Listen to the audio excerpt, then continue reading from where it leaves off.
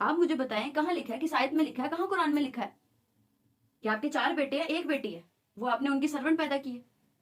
और मैं इस चीज पे डबल शॉक्ड होती हूँ कि हमने बेटियों की मेंटल ग्रोथ को इतना जीरो कर दिया है कि अगर किसी घर में ये काम नहीं हो रहा ना, हम उस घर को डिग्रेड करते हैं, हम उस माँ की तरबियत पे शक करते हैं।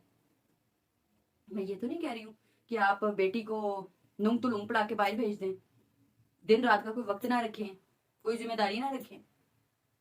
पर आपने ये मुआशरा ऐसा क्यों बना दिया है कि घर के तमाम काम औरत करेगी, बहन के लिए बाहर नहीं जा सकती। कहते हैं जी भाई लेके जाता है, भाई कॉलेज लेके जाता है, भाई यूनिवर्सिटी लेके जाता है। मुआशरे को इतना खतरनाक बनाया क्यों है? क्योंकि आपने बेटों की तरबियत नहीं की कि बेटा अपनी बहन को तो हिफाजत से लेके जाते हो बाहर, जो अकेली जा रही है, जिसका भाई नहीं, वो क्या करे? क्या हल किया जाए इस बात का? इस बात का एक ही हल है, वो ये हल है कि आप अपनी बच्चियों को इतना स्ट्रॉन्ग बनाएं कि वो अकेले निकल सके, और अपने बेटों की इतनी स्ट्रॉन्ग तरबियत करें, इतनी स्ट्रॉन्ग तरबियत करें कि वो बाहर किसी की तरफ नजर ना उठाए। वो कैसे पॉसिबल होगा? ये तो नामुमकिन है। क्यों नामुमकिन है? वो तब पॉसिबल होगा जब आपके घर में असल इस्लाम का नाफिज किया जाएगा, रियल दीन को आप अपने घर में नाफिज करेंगे। और वो नाफिज कब होगा? जब आप किसी मौलवी या उल्मा की बात पे नहीं जाएंगे। सुनी सुनाई बात आप लोगों को याद होती है, अर्ली मैरिज करनी है। अर्ली मैरिज के लिए आप बेटी को कुकिंग भी सिखा देती हैं, आप उसे चालबाजियां भी सिखा देते हैं कि जी आपने सास के साथ ऐसे चलना है, नन के साथ ऐसे चलना है, ये चालाकी हो तो मुझे बताना है, ये चालाकी हो तो ऐसे चलना है। आप मुझे बताएं, आप सूरत नूर पढ़ाते हैं? आप 18 में क्या 15 में शादी करें मेरी तरफ से, 15 में करें, एग्री। पर क्या आपने सूरत निसा पढ़ाई?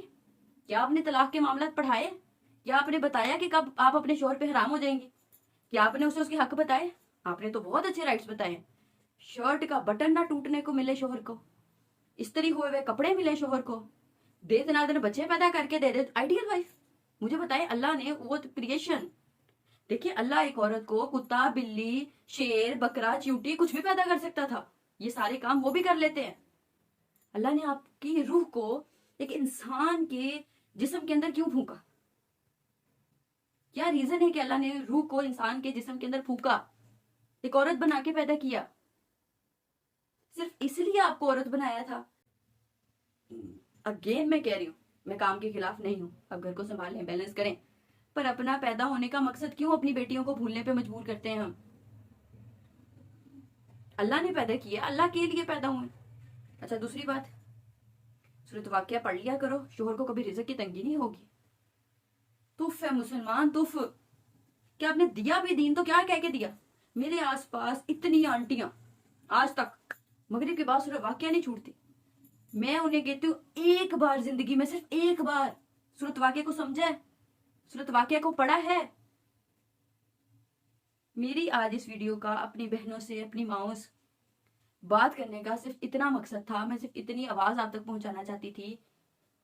आप मेरी ना सुने, आप किसी की ना सुने, मैं इस बात पे आपको कहूंगी आप अपनी माओ की भी ना सुने।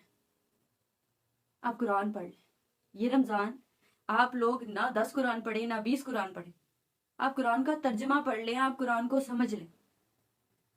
आप अपने अल्लाह से रहनुमाई मांगे कि अल्लाह मुझे सही समझ दे, मुझे मेरे पैदा होने का मकसद दे।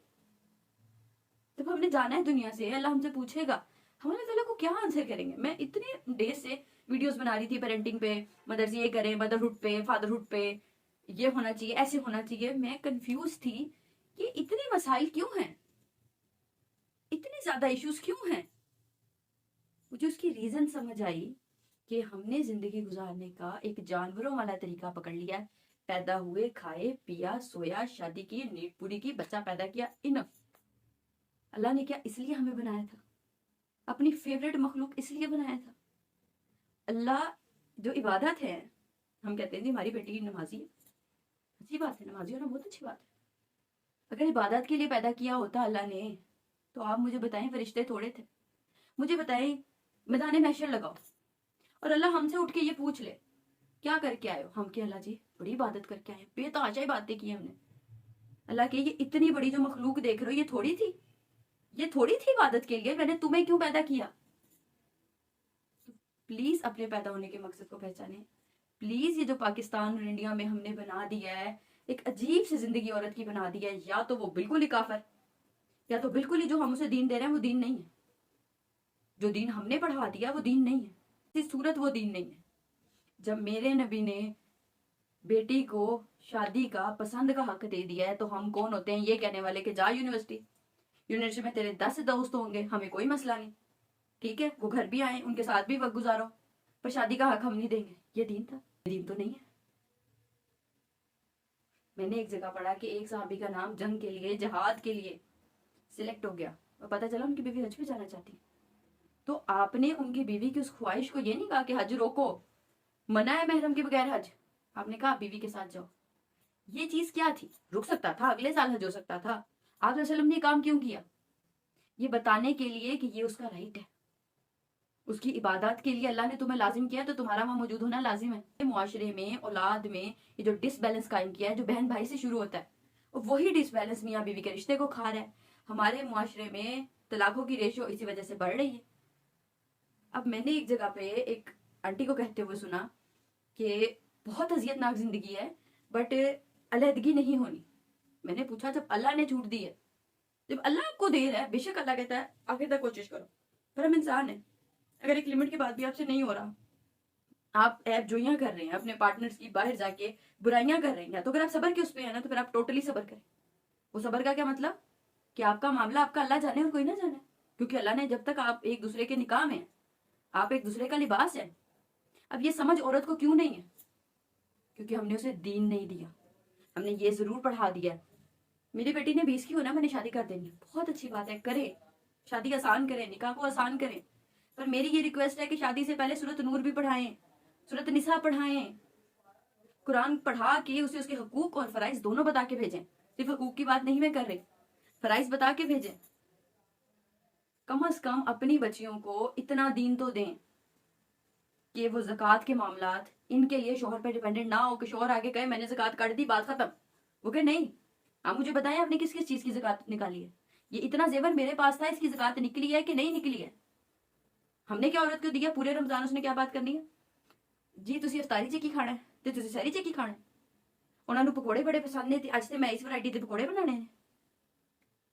یہ مقصد عورت کے لیے رکھ دیا. حد حد حد رمضان میں اگر ہم بات کریں تو وہ کیا ہوتا ہے؟ جی میں نے تو 4 قرآن ختم کر لیے. یہ مقصد تھا، اس لیے اللہ نے پیدا کیا تھا. بیسکس رائٹس ہر انسان کا نہیں، ہر جانور کا رائٹ ہے کہ اس کو اس کے رائٹس دیے جائے. ہم نے تو اسے بھی سائڈ پہ رکھ دیا، بالا پہ رکھ دیا.